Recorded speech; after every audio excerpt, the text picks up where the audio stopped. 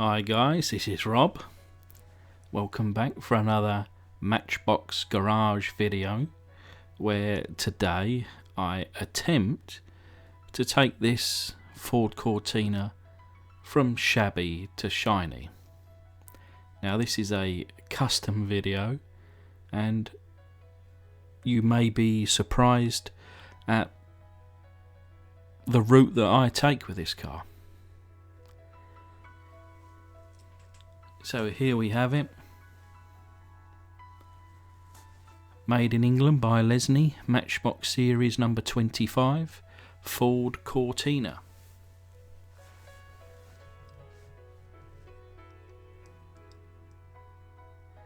Now it reads by Lesney and also super fast, but I wondered whether it was like a crossover period, because from my understanding it was either one or the other. Now on this car, it's got quite skinny wheels compared to a lot of the other castings I have, so unsure for the reason of that. And as you can see, the doors are flopping around because the retainer has fallen down, so the base needed to come off anyway to repair this, even if I was to keep it in the condition that it is. So let's take off this rivet, drill down the post, take off the head of the rivet, and then tap the post using a bit of 3-in-1 oil in my handy vise. And after doing that, as we can see, the screw is in place. And just to make sure everything did work as it should, pop that little retainer piece in, and the doors, as you can see there, open and close. Lovely jubbly. So let's take out the screw.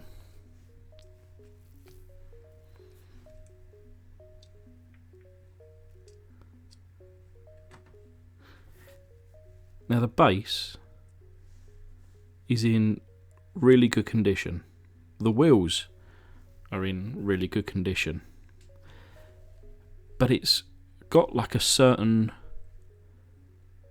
tinge or tint to this metal. It's not as silver as all of the other cars I have. It's almost like a kind of blackened steel or titanium. So I don't know whether that's something or nothing. But the interior there, nice and clean. And the glass pops out. And it's in good condition. So let's remove the paint from the casting here. I use caustic soda into boiling water, and then using gloves on both hands, just gently pour in a teaspoon or two of the caustic soda.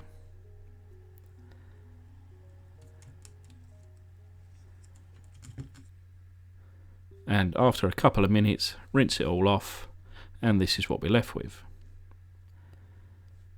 It's in I'd say a claim to be like a rough state. By that, it certainly still needs to be polished up. And here we are, after a couple of minutes, using the buffing wheel and a bit of wire wool, comes up looking as good as new. And you can see all the details there that eventually do pop after colour is applied.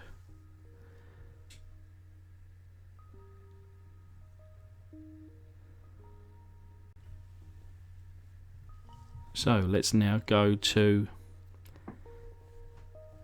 the undercoat or the primer, and you can see here that I've just tried to get into the inside of the doors, plus the door shuts And once that dried off, close the doors and add a coat of primer to the whole casting. I've recently switched out to just applying one coat, and it appears to be more than enough to help the base coat adhere to the car itself. Whenever I do this, I could almost just leave it as is. It looks perfect, but of course we're not finished yet. So I'm going to be using white X2, and this is like a creamy colour. You can tell by the very white compared to the creamy colour. It looks more creamy in person, so you'll have to just believe me. And in order to hit that cream, I used 99.999% the white, and literally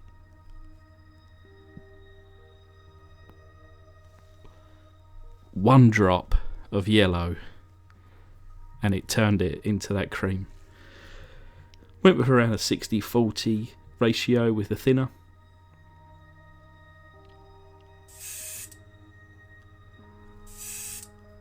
And on screen you probably won't really notice the cream going against the white primer, but in person it was certainly more obvious and more visible.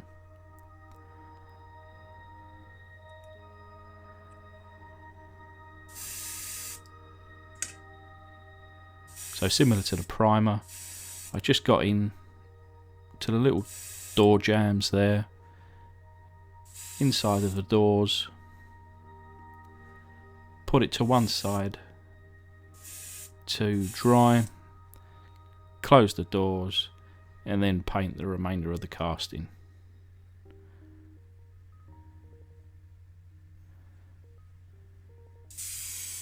So here we are. Now it's had probably 20 minutes to dry.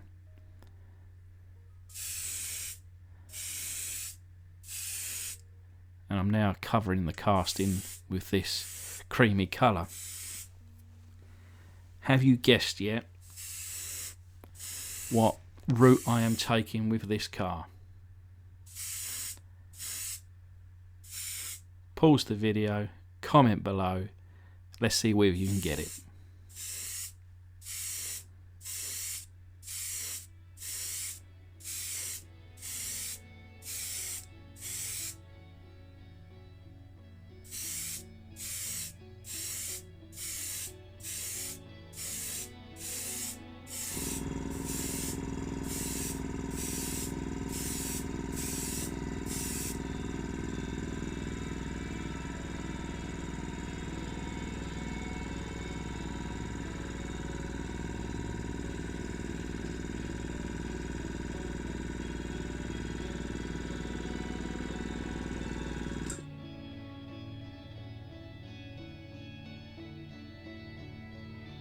So the cream's on there, very nice.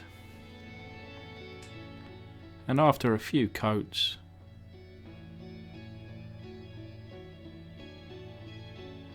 I start to mix up the next colour. And if you haven't guessed it already, I'm knocking up a green stripe for the side to create a Lotus Cortina.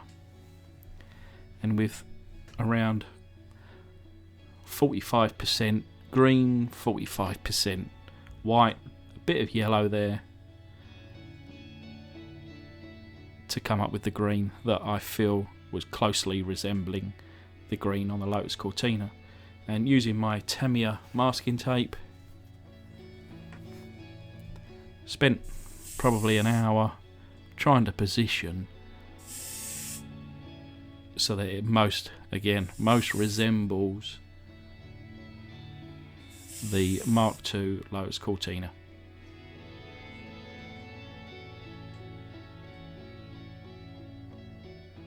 So just layering up the paint with a bit of dry time in between, and after 4 or 5 coats, nicely covered, give it around about another 10 minutes or so, and then remove all the masking tape. And this is what we're left with.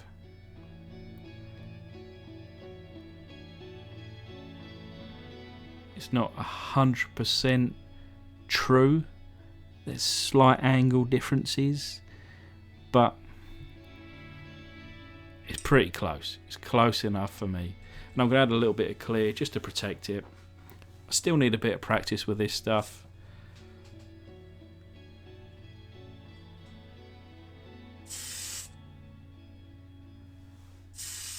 Even though I'm trying to get almost as little on as possible from a good distance of around 12 inches, I still find this lays on pretty thick, and I'm still getting a little bit of orange peel in it. So if you do have any recommendation on how to improve the skills using the TS13, I am all ears.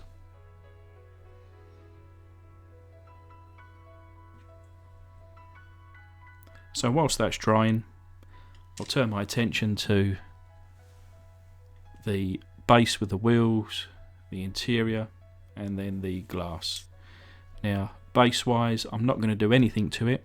I'm not going to strip it, I'm not going to scrub it, I'm not going to do anything. I literally just, with a bowl of water, rinsed it off, and I've just started to add some of the detail to the front grille there.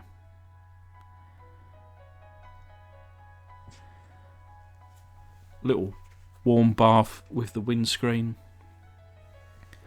light polish just to take out any minor scratches, and then some Pledge Revive It to make it look as good as new.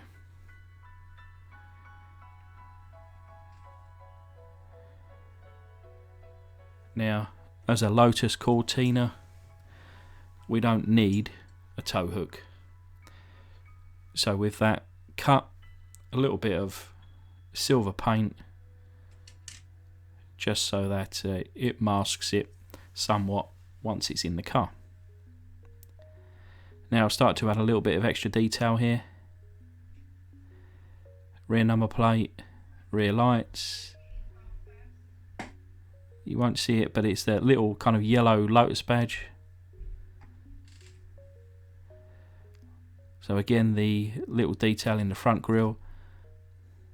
That's the nice refreshed windscreen. And I actually painted the interior black using a paint pen that I have. So this is a reminder of what she looked like and the result. Super happy with how this one has turned out. Mark II Lotus Cortina with some nice detail. One of my all-time dream cars, so super happy to have this now in my collection. Tell me what you think. I hope you like it. Thanks again for watching. Join me for the next one.